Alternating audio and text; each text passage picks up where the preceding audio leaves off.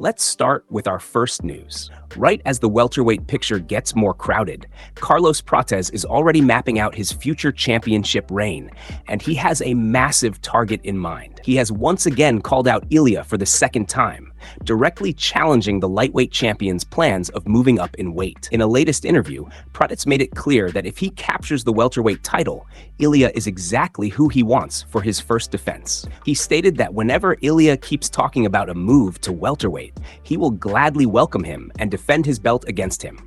He believes the matchup is inevitable if both men continue winning and sees it as one of the biggest super fights in the division. When you are the champion, what is going to be your next step? He suggested maybe in half a year, Ilia is going to come up to the race. So if he wins, he can say welcome to the welterweight division. He described Ilia as a good guy and someone who does business, and said maybe a super fight or just defending the belt. Right now in the UFC scene, if you're watching UFC fight streams or MMA content online, protecting your connection matters more than ever. NordVPN helps keep your internet activity private and secure, especially on public Wi-Fi, travel, or browsing. Right now, you can get up to 74% off using the link in the description. One of its key features is threat protection, blocking malicious websites, trackers, and ads. It also helps access restricted content with thousands of servers worldwide. Dana White also responded strongly to Eddie Hearn's demand to release Tom Aspinall from the UFC contract, shutting down the request and making it clear the UFC stance remains unchanged. Move on to another news. Ilia gives an update on his retirement and goes off on Ryan Garcia. Massive updates came in about exactly when he plans to walk away from the sport. Ahead of his highly anticipated lightweight title defense against Gajay at the White House next week, El Matador gave fans a very clear look into his retirement timeline, admitting that his career is definitely on the backside. While he is clearly looking toward the exit, he made it known he still has a few major goals left to accomplish in the UFC. Specifically capturing one more belt.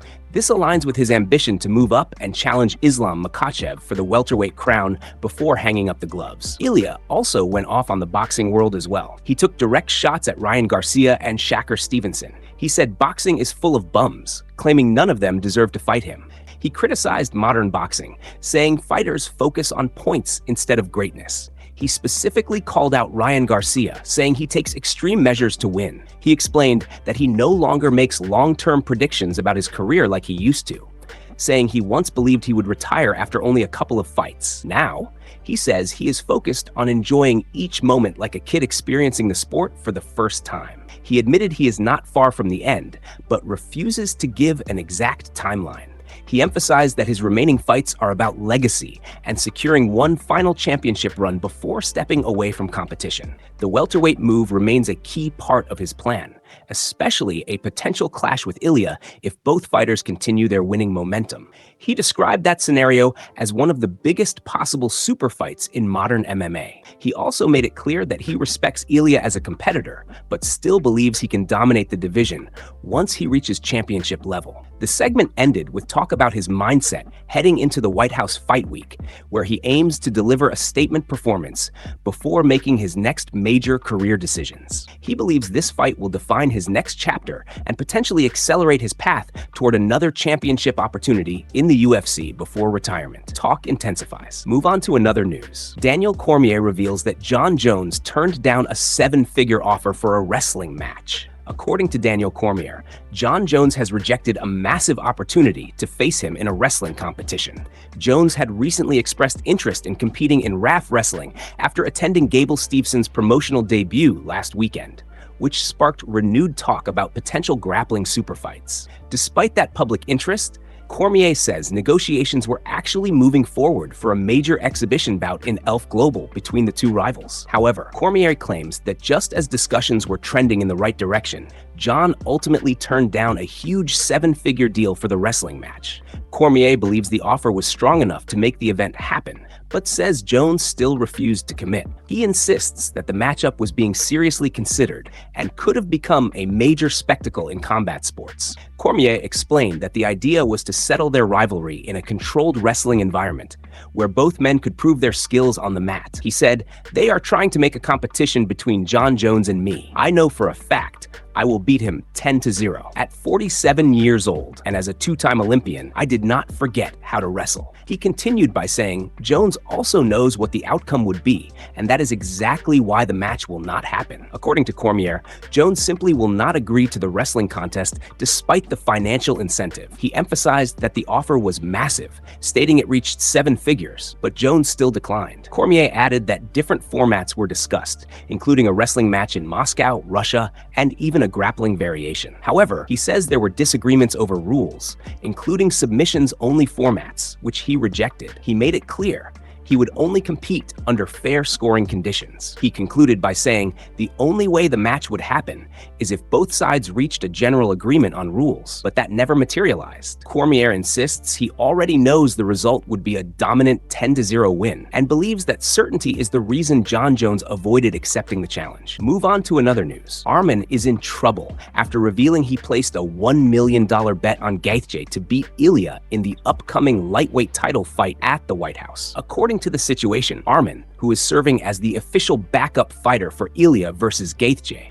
reportedly made the shocking admission that he backed Gaethje with a massive bet instead of simply waiting for his opportunity. This revelation immediately sparked controversy because UFC rules introduced in 2022 strictly prohibit active fighters from betting on any fights inside the organization. The promotion implemented these rules after gambling concerns and regulatory pressure from athletic commissions.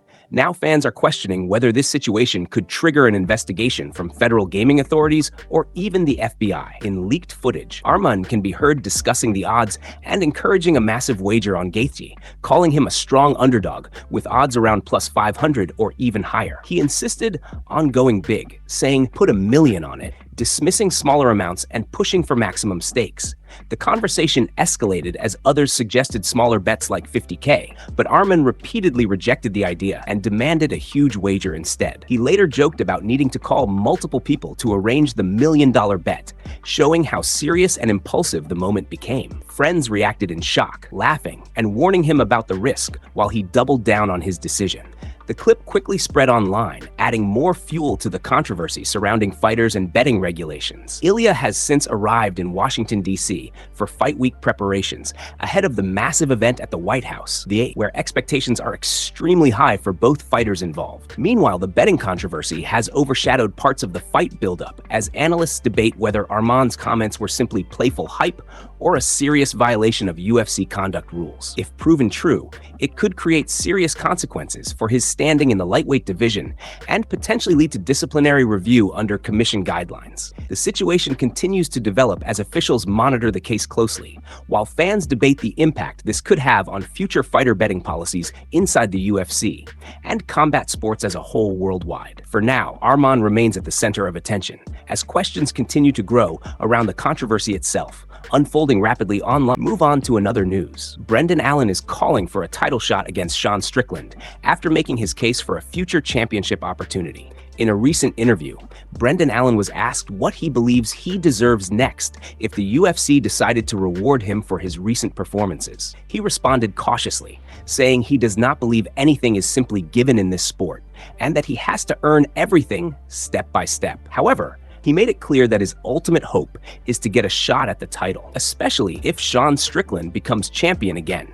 Allen said he would like to run it back with Strickland, pointing out that it has been 6 years since their first fight. He believes he was winning that matchup at the time and insists that different camera angles show the striking exchanges did not land the way some people thought. He is confident that in a rematch, the result would be very different. He went on to say that he believes he has improved significantly since their first meeting and feels he can get Strickland out of there now. He also mentioned other fighters in the division, suggesting that newer contenders like Edmen Shahbazian represent an upgraded version of Strickland in terms of speed, youth, and technical ability.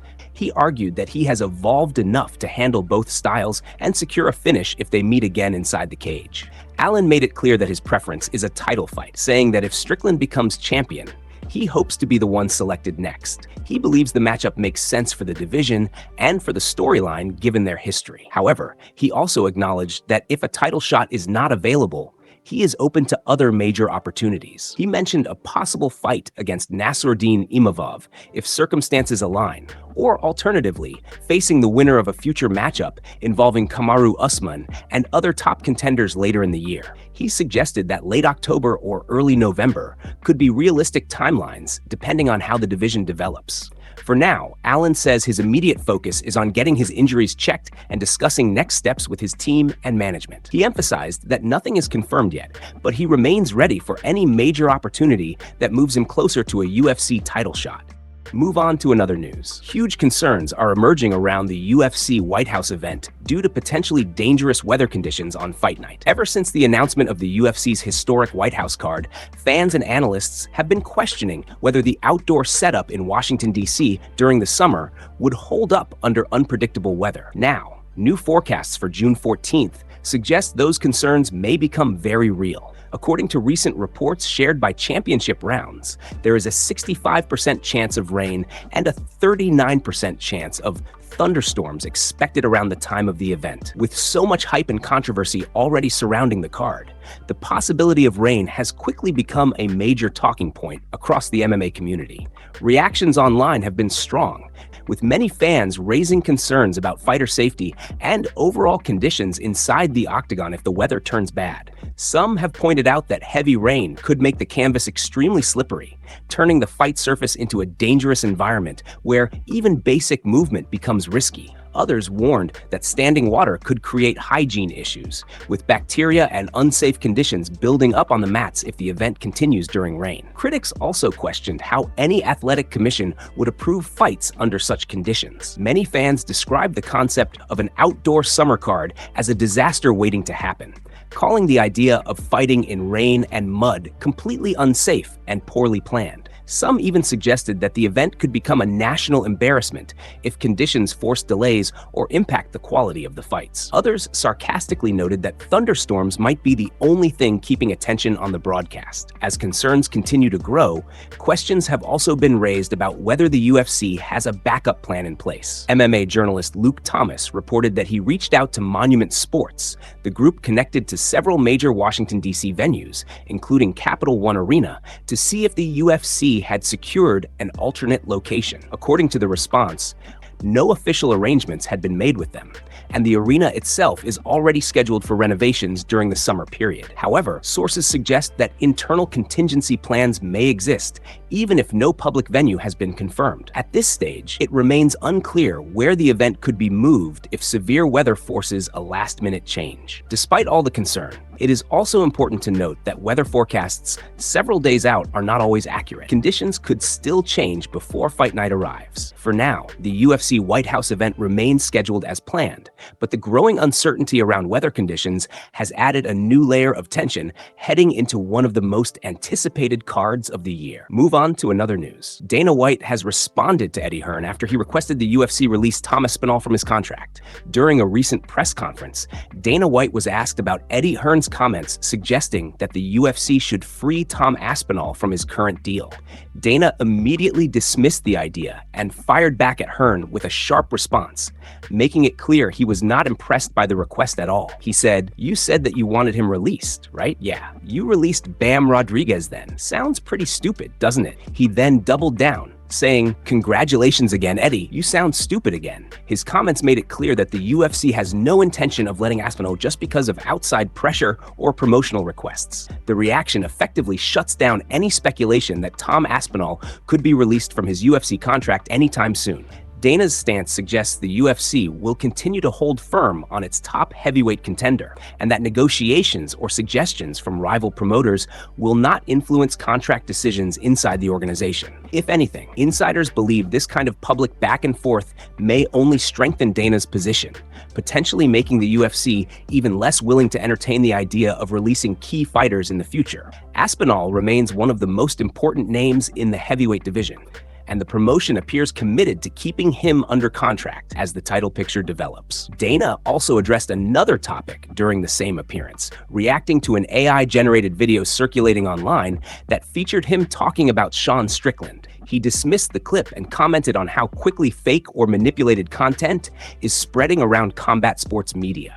His remarks highlighted growing concerns about artificial intelligence being used to imitate fighters and promoters without consent. Overall, Dana made it clear he is not interested in outside opinions influencing UFC contracts, and he continues to take a strong stance on protecting the promotion's control over its roster and major fighters.